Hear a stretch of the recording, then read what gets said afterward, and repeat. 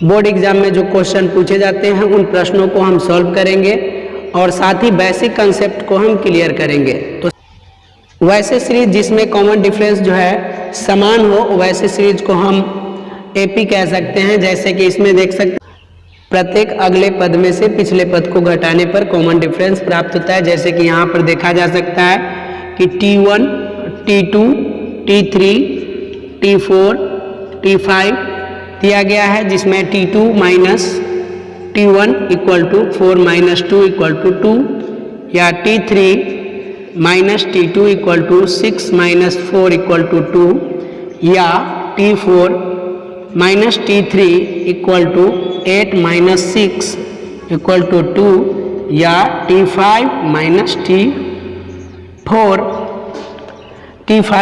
T4 equal to 10 minus 8 equal to 2। प्रत्येक स्थिति में कॉमन डिफरेंस जो है 2 है, इसलिए इस सीरीज को अर्थमेटिक्स प्रोग्रेशन कहा जा सकता है, यानी ये सीरीज जो है एपी में है। अर्थमेटिक्स प्रोग्रेशन के प्रश्नों को सॉल्व करने के लिए हमें दो फार्मूले की जरूरत पड़ती है। सबसे पहला फार्मूला जो है Tn equal to a plus n minus 1 into d, जिसमें n जो है पदों की संख्या है और a है प्रथम पद तथा d है सार्वंतर। प्रथम पद जैसे इस सीरीज में प्रथम पद जो है 2 है, सार्वंतर प्रत्येक स्थिति में 2 2 2 आया है, तो यानी सार्वंतर 2 है। अर्थमेटिक्स प्रोग्रेशन से रिलेटेड कुछ प्रश्नों को हम देखते हैं। के सामने जो 3 प्रश्न हैं उन 3 प्रश्नों को हम सॉल्व करते हैं। बाकी जो 3-4 क्वेश्चन और है उसको इसी वीडियो में सॉल्व करेंगे, तो वीडियो के साथ बने रहे और देखते रहे। सबसे प्रथम प्रश्न है कि समांतर श्रेणी 1/3, 5/3, 9/3 का सार्वंतर क्या है। सार्वंतर ज्ञात करने के लिए अगले पद में से पिछले पद को जब हम घटाते हैं तो सार्वंतर ज्ञात होता है। जैसे यहाँ जो अगला पद है यानी T2 जो है 5/3 है और T1 है 1/3, यानी D इक्वल टू सार्वंतर equal to T2 minus T1, यानी 5/3 माइनस 1/3 यानी 4/3 जो है सार्वंतर होगा। इस तरह हमारा पहला प्रश्न जो है सॉल्व होता है। फिर दूसरा प्रश्न जो है उसको देखते हैं। दूसरे प्रश्न में कहा जाता है, दूसरे प्रश्न में दिया गया है कि समांतर श्रेणी 5, 7, 9, 11 डैश डैश का 25वां पद ज्ञात करना है। तो 25वां पद ज्ञात करना है तो हम ज्ञात करते हैं सबसे पहले कि इसमें निकालते हैं a इक्वल टू, a हमारा है 5, d है 7 माइनस 5 इक्वल टू 2 और n जो है पदों की संख्या 25 है। अब निकालना है हमें 25वां पद, तो निकालेंगे t n बराबर होता है a plus n minus 1 into D. हमें निकालना है T25, यानी a का मान 5 प्लस n माइनस 1, n जो है पदों की संख्या है तो यहाँ पर दिया गया है n का मान 25 माइनस 1 गुने d। d जो है यहाँ पर 2 है तो 2, यानी 5 प्लस 25 में से 1 घटाएंगे 24 और गुने 2 24 दूना 48 और 5 53 आंसर होगा। तो इस तरह से दोस्तों हमारा दूसरा प्रश्न भी सॉल्व होता है। अब हम तीसरे प्रश्न को सॉल्व करते हैं। तो देखिए तीसरे प्रश्न को।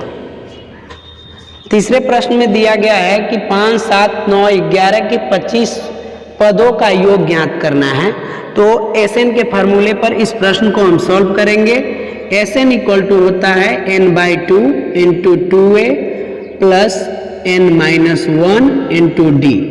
अब हमें इसमें किस किस चीज़ों की ज़रूरत होगी, n का, a का और d का। तो यहाँ पर n जो है पदों की संख्या 25 है और a जो है प्रथम पद 5 है, d 7 में से 5 को घटाएंगे यानी 2 है। अब इस फार्मूले पर हम बैठाएंगे तो S25 इक्वल टू n/2, यानी n जो है 25/2 इंटू 2a, a जो है हमारा 5 है तो इंटू 5 प्लस n कितना है 25 5 माइनस 1 इंटू डी, डी जो है हमारा 2 है तो इंटू 2। अब इसे लिखेंगे 25/2 इंटू 5 दूना 10 प्लस 25 में से 1 घटाएंगे तो 24, 24 दूना होता है 48। हमारा चौथा प्रश्न है यदि 4/5 P2 समांतर श्रेणी में हो तो P का मान ज्ञात करें। तो दोस्तों हमने पहले ही बता दिया कि समांतर श्रेणी के प्रत्येक अगले पद में से पिछले पद को घटाने पर सार्वंतर निकलता है और सार्वंतर जो होता है वो सेम होता है, बराबर होता है। यानी 4/5 प्रथम पद है और P द्वितीय पद है और 2 जो है तृतीय पद है। यानी प्रत्येक अगले पद में से पिछले पद को घटाने पर उसका मान जो होता है बराबर होता है। यानी T3 minus T2 equal to T2 minus T1। अब यहाँ पर T3 जो है हमारा 2 है माइनस T2 जो है P है इक्वल टू T2 जो है P है और T1 जो है 4/5 है। अब इसे हम सॉल्व करेंगे तो ये जो हमारा इधर माइनस P और ये इधर प्लस में है, साइड चेंज होगा, ये माइनस P इक्वल टू, अब ये प्लस में 2 है और ये माइनस में माइनस 4/5 है। इस साइड ये प्लस में है, इस साइड जाएगा तो माइनस में 2 होगा। अब minus minus 2 minus P minus 2P equal to, इसको सॉल्व करेंगे तो ये हमारा 5, ये माइनस 4 और 5 दूना माइनस 10, यानी minus 2P equal to minus 14/5। Minus minus को हम कट करेंगे, इसको 7 से 2 बार में कट जाएगा, यानी 2 से 7 बार में 14 कटेगा, इसीलिए P इक्वल टू 7/5 यह हमारा आंसर होगा। आइए दोस्तों हम 5वें प्रश्न को सॉल्व करते हैं। हमारा 5वां प्रश्न है वह समांतर श्रेणी ज्ञात कीजिए जिसका तीसरा पद 5 और 7वां पद 9 है। तो हम देखेंगे कि पहले सबसे पहले दिया गया है कि तीसरा पद 5 है, यानी T3 इक्वल टू 5 तथा T7 इक्वल टू 9। अब T3 को हम क्या लिख सकते हैं, A plus 3 minus 1 into d equal to 5 या A plus 2D equal to 5। ये हमारा प्रथम समीकरण जो है हो गया। और सेकेंड में है A, यहाँ कह रहा है कि T7 जो है 9 है, तो इसको हम डायरेक्ट लिख सकते हैं A प्लस 6D, यानी 7 में से -1 करना है तो 6D आएगा इक्वल टू 9। ये हमारा दूसरा इक्वेशन है। अब हम क्या करेंगे कि दूसरे इक्वेशन में से पहले इक्वेशन को घटाएंगे, यानी दूसरे समीकरण में से हम पहले समीकरण को घटाएंगे। तो लिखेंगे कि समीकरण 2 माइनस समीकरण 1। अब हमारा समीकरण 2 जो है A plus 6D equal to 9 है, तो इसे लिखेंगे A plus 6D equal to 9। और हमारा फर्स्ट समीकरण जो है वो है A plus 2D equal to 5। अब इसको घटाएंगे तो माइनस माइनस, ये भी माइनस, A से 1 कट जाएगा।